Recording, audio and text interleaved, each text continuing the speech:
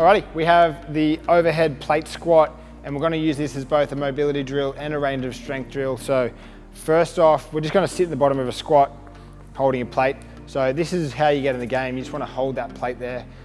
You can either use your elbows to drive your knees out, or ideally you can just try and sit there and keep the elbows off the knees.